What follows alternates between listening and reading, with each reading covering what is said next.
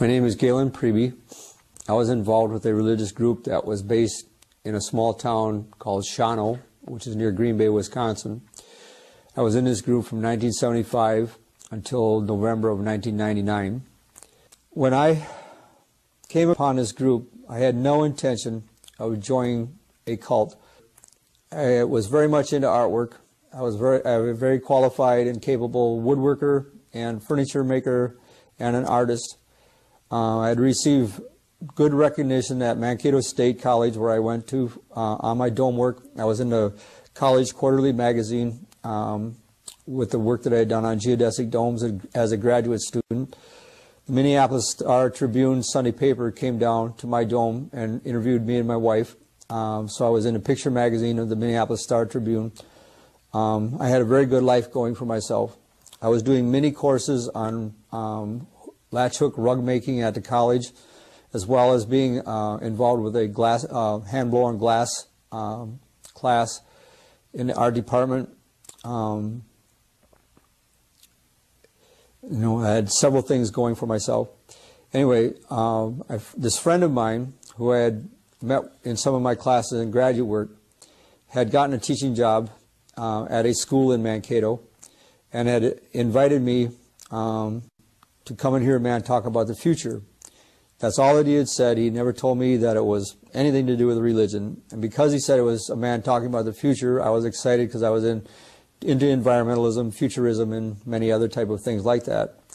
When I got to this meeting, the people before the meeting started, we sat down in the room. The people there, the men all had buzz haircuts, white shirts, ties on, slack pants. The women had long dresses down to the floor. The long hair was wrapped up in a bun behind their head, and they were all singing hymns. I had quit going to the Presbyterian church that I had grown up in when I was 18 years old. So for 4 years of college, a year of teaching, and then a year of graduate work after that. So for 6 years, I had not attended church of any kind other than a couple weddings, and I got invited once by a friend just to attend a church service with him. But I was into just searching out. I was listening to people talk about Eastern religion, all kinds of different hippie type of things. I had gotten into the wild hippie lifestyle. My draft number was 312, so I didn't have to go to the Vietnam War, but I took part in the anti-war demonstrations and took up the cause against the war that way. I was very much into other things, and I was not interested in religion. So that night, when I got to the meeting, saw these people, it was all that I could do to stay there. I just wanted to get up and leave. But I sat through the singing, and then somebody said, "All rise," and we stood up, and this small man came walking in, had dark skin, and had a business suit on, and took his shoes off, got down on the floor in an Eastern kind of way, put his head to the floor, and prayed. And he stood up, stood behind a podium, slamming his fist against the podium, and his eyes were bugging out, veins coming out of his head, and he started talking about the Lord Jesus coming back very soon, and that this country was going to go down because of the hypocrisy and immorality. There was going to be 200-mile-an-hour wind, and there was going to be plagues and famines and droughts and all kinds of things because of judgment on this country for all the sin that it was doing. And he was saying that the interstate commerce would be shut off, that there'd be riots in the streets for a piece of bread, and kept on going for a couple hours with these kind of predictions. And then as the time went on, he started pointing to different people in the crowd and started telling them about things about their life. When he came to me, he pointed to me. He said, "Son, I see you wandering here and there, trying different things." He said, "Unless you give your life to Jesus Christ, you will wander forever and never find the answer." And even though that's kind of a general statement, people tell me that now, at that moment, it hit me very, very specifically, because I was searching around. Even though I had this great life inside of my spirit or soul, whatever you want to call it, I wasn't real happy with what life was about. I needed some kind of answer. And I had been trying different things. I had gone so far as starting to get involved with some drugs and some different bad things in my life. And so when he said those things, it really shook me up. And then, as he went on through the night talking about these predictions of the future and stuff, a memory flashed through my mind of when I was 8 years old, and I was standing in the evening in my bedroom at my dad's farm. And at that early age, a thought came over me that when I'm 50 years old, it'll be the year 2000, and I started wondering to myself if I'm going to be alive then, if the Lord's coming back by then, and all these little questions started going through my mind. And then as I grew up, those questions all disappeared and went out and had my fun life. Well, that night, the rush of all these memories of Sunday school, reading the book of Revelations and different books out of the Bible, all these memories started coming back to me. And by the end of the night, I had decided I had to dedicate my life back to the Lord, get rid of all the bad things out of my life, and give my life to the Lord. My wife and my friend and his wife, when we met at their place afterwards, they thought it was all, nothing to it. They didn't want to get involved with it. And so I went back to the meeting the next morning by myself. They stayed home, but 2 weeks later, my friend went by himself, and Rama told him in the meeting that the witchcraft, the seances that they were doing, the evil that they were doing was going to lead him to hell and in eternal darkness, and that he needed to stop these things. And so my friend, even though he knew these things were true, he didn't want to go forward. He didn't want to be prayed for. So after the meeting was over, the people, the congregation, all gathered around him and started saying, "You got to listen to this man. The things he's saying is important. You have to have him pray for you." So finally, Bill, my friend, agreed to go back into the meeting. So the whole congregation came back to the new room, and Rama, the cult leader, came back in also. And Rama laid his hands on my friend Bill and prayed for him. And Bill said that he saw or felt things leaving his body. And then he said to Rama, he said, "I don't know what my wife will say about this." And Rama told him that wherever you go, your wife will follow you. He went home and started telling his wife this story. And his wife, before he got to that sentence, said to him, "Bill, I don't know what you're getting into, but wherever you go, I'll follow you." And that was convincing enough to Bill that this man had the Spirit of the Lord upon him, and that he was going to follow. My wife she was an atheist. She still did not believe, but she came along to the meeting. At the next meeting after that one, she was sitting in the meeting and started crying, just weeping. Went out in the hallway, composed herself, came back in and started weeping again. And it's not like her. She's a very stone-hearted person, doesn't cry at anything. And so she, trying to figure out what was going on with herself, she started looking around the room at the other people and realized that what these people had is something that she wanted. And so she started listening to Rama and paying attention to what he was saying. And before the meeting was over, she was convinced, and she had this conversion experience. So in a matter of a few days after that, I had gone to work during the day one day, came back home. Our room was empty. Our TV was gone, radio was gone. The shelves that I had my hand-blown glasswork on, that was all gone. The drawer that had my portfolio with all my architectural drawing, my engineering drawing, which was useful for me to get a job, was gone. My slide presentation on geodesic domes was gone, as well as about 10 other reels of slides. All had disappeared. She'd thrown everything away or taken it someplace. Our record albums and our record player was gone. The apartment was empty. And I started wanting to get out of this group really fast. I saw the whole world crashing down on me. I was not going to be able to do my artwork or do my hobbies. I was not going to be able to have my friends or do any of the things. My dome work had to go. Everything had to go. And I realized this is not for me. And so my wife called up the man who had invited my friend Bill to come, who was an English teacher in the town, and said that I was falling away. And so he wanted me to come over and to talk to him. So my wife and I went over to his basement, and another member came over there. And these two men just barraged me with all kinds of talk for about a half an hour, telling me I was going to go to hell and I was going to, have a cursed life and everything else if I ever left this group. And so after a half an hour, I had just given in. So I went back home to my apartment, and I was still resisting inside. And my wife gave the coup de grace. She said to me, she stood right here face to face with me and said, all the time I've known you, I wanted you to love me, and you still had a feeling toward your old girlfriend. Now I've found the love of the Lord Jesus. You do what you want to, but I'm going to follow the Lord. And I just melted right there. I didn't want to leave her, and so I just stayed. And now 24 years later, I'm faced with the same reality as then, that I should have gotten out. And now that I am out, I have to start my life all over again. As soon as we got into the group, all the rules and regulations came down, so there was no more entertainment for us. We had to sit down in our homes at night, sing songs of the Lord, read the Bible, and then just go to bed early. And it was such a shock to our whole psyche and everything that there was not much else to do other than to go to bed early, because we didn't even, how many hours can you read the Bible when you're first getting started on this thing, and how many hours can you pray? We would go out into the field or out into the woods or into a park in the afternoon after we got done with work and walk around and pray and sing songs out there. When we come back to our house, we'd eat some supper, and maybe one or the two of the brethren would come over and we would kind of talk, but we weren't supposed to have small talk. We weren't supposed to just chit-chat. So any talk, everything had to be turned into a testimony. So we would say how the Lord had blessed our work today, or how the Lord had helped us find our keys which we had lost. And everything had turned into this, had to have a connotation of something to do with the Lord, otherwise we couldn't talk about it.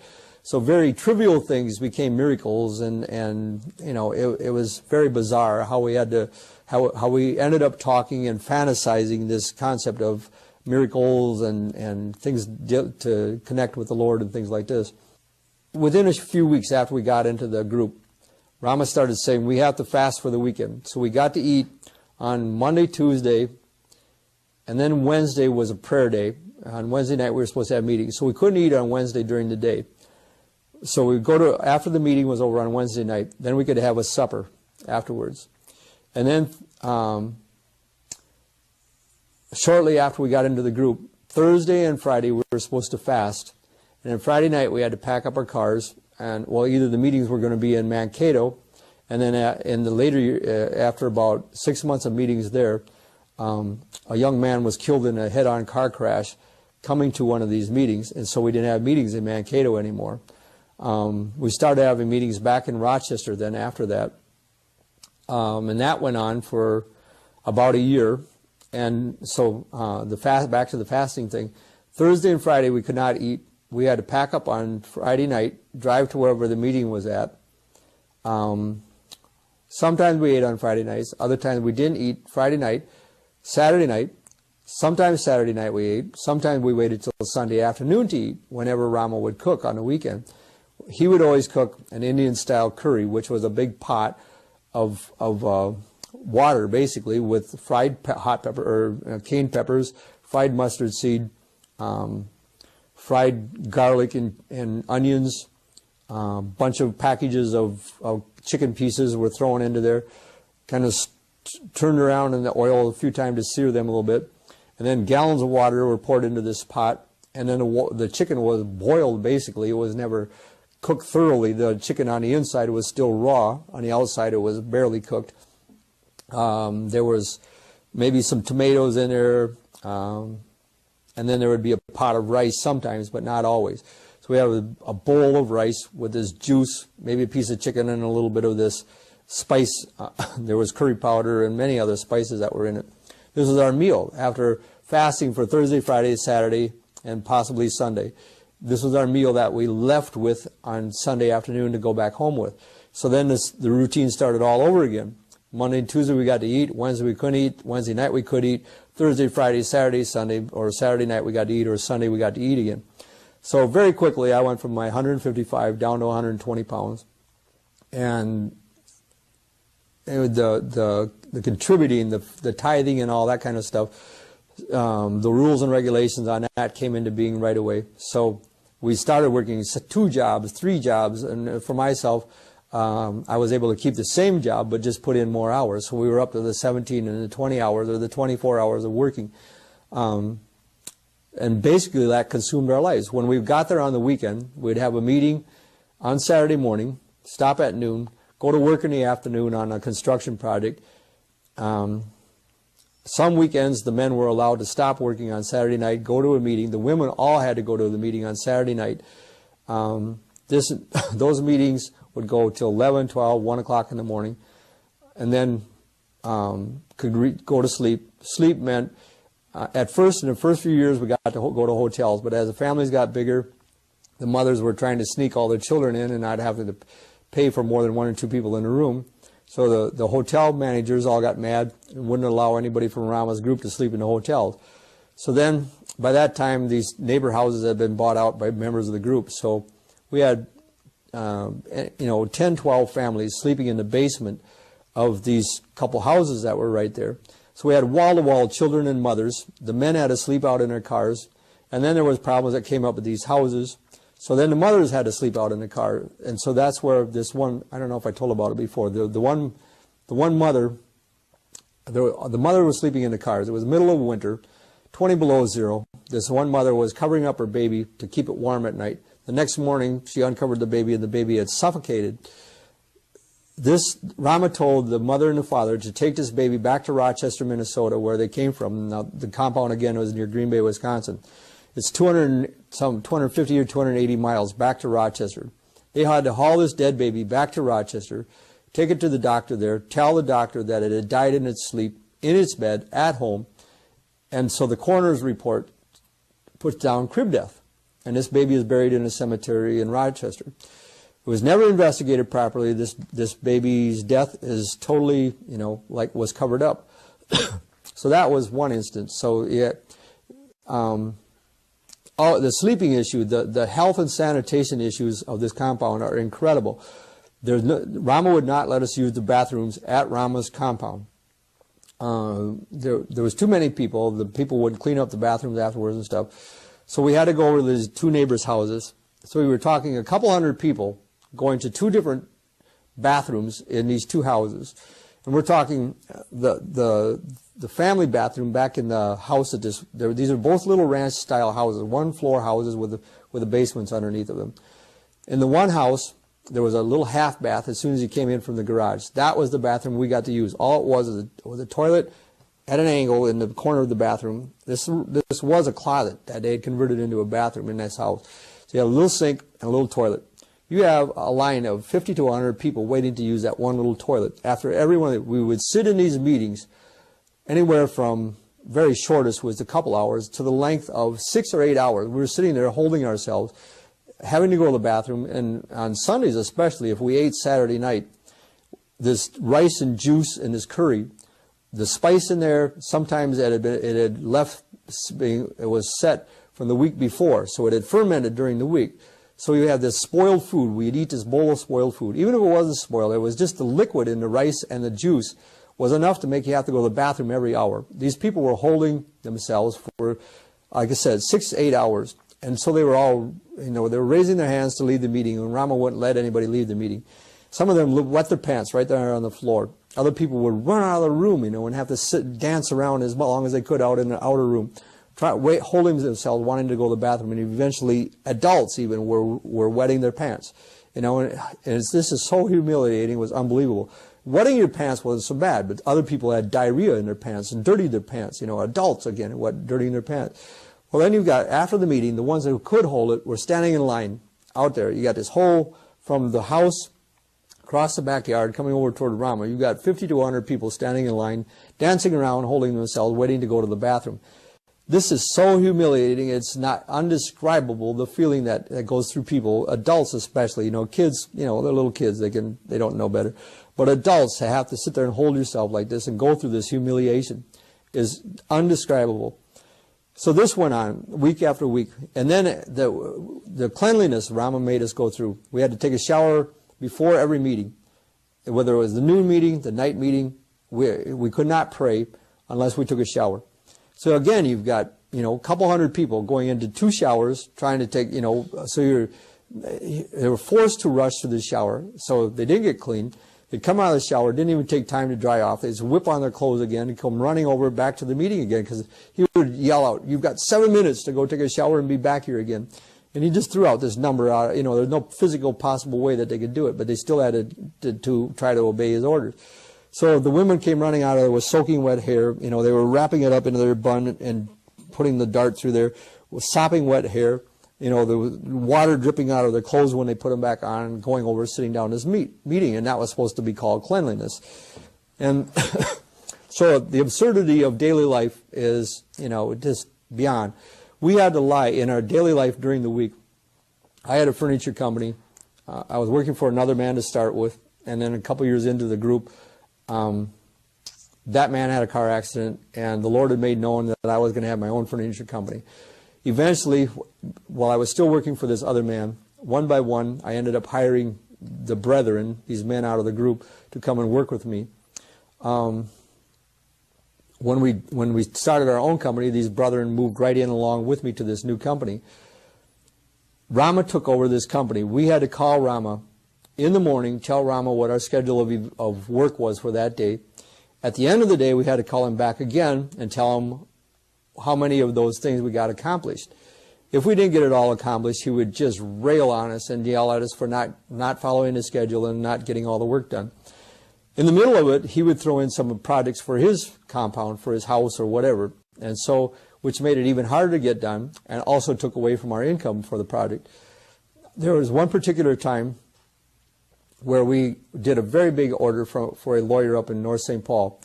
We got one check, one lump check as a final payment on all the work for $19,000. Rama wanted us to go in. A man had bought a farm over by La Crosse, Wisconsin. The farm next to him had come up for sale.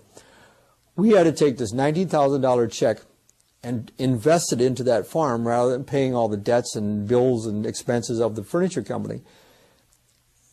The company, he forced our company, the furniture company, into bankruptcy. There was a sheriff auction eventually, and we had to sell off everything. It was set up as first as a sole proprietor. Me and my wife were sole proprietor. Then, because I wasn't following his rules good enough, two of the other men, this English teacher and my friend, were set up as partners. There was 3 signature lines on the check because Rama didn't trust me to handle the money anymore. So these 2 other men had to sign the checks with me and had to call Rama and tell him that we were spending this money for such and such. Rama had another young man come in and be the bookkeeper and office keeper at the company. And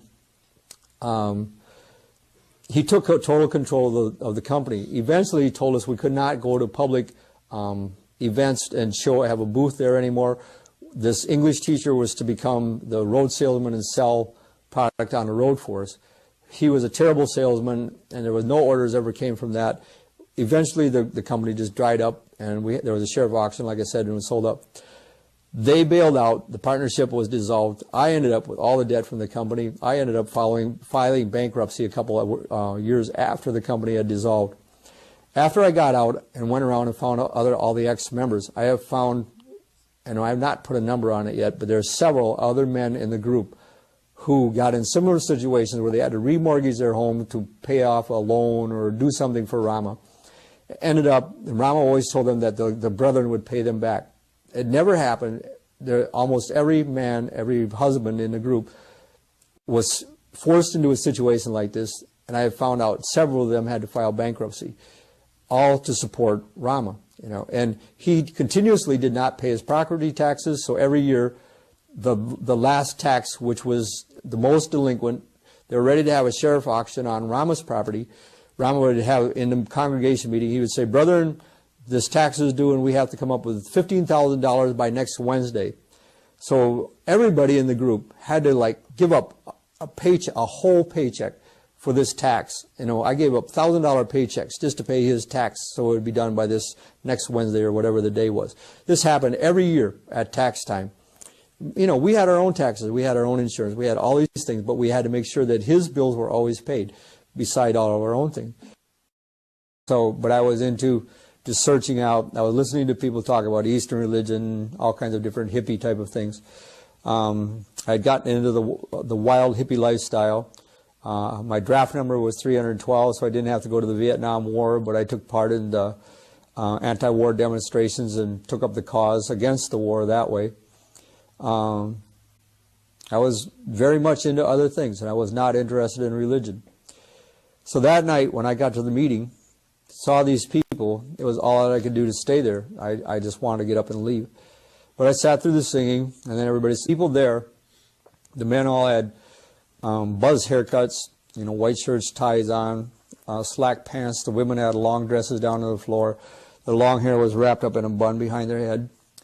And they were all singing hymns. I had quit going to the Presbyterian church that I had grown up in when I was 18 years old. So for 4 years of college, a year of teaching, and then a year of graduate work after that. So for 6 years, I had not attended church of any kind other than a couple weddings, and I got invited once by a friend just to attend a church service with him. My name is Gaeland Priebe. I was involved with a religious group that was based in a small town called Shawano, which is near Green Bay, Wisconsin. I was in this group from 1975 until November of 1999. When I came upon this group, I had no intention of joining a cult. I was very much into artwork. I was a very qualified and capable woodworker and furniture maker and an artist. I had received good recognition at Mankato State College, where I went to on my dome work. I was in the college quarterly magazine with the work that I had done on geodesic domes as a graduate student. The Minneapolis Star-Tribune Sunday paper came down to my dome and interviewed me and my wife. So I was in a picture magazine of the Minneapolis Star-Tribune. I had a very good life going for myself. I was doing mini courses on latch hook rug making at the college, as well as being involved with a glass hand blown glass class in our department. I had several things going for myself. Anyway, this friend of mine who I had met in some of my classes in graduate work had gotten a teaching job at a school in Mankato and had invited me to come and hear a man talk about the future. That's all that he had said. He never told me that it was anything to do with religion. And because he said it was a man talking about the future, I was excited because I was into environmentalism, futurism, and many other type of things like that. When I got to this meeting, the people before the meeting started, we sat down in the room,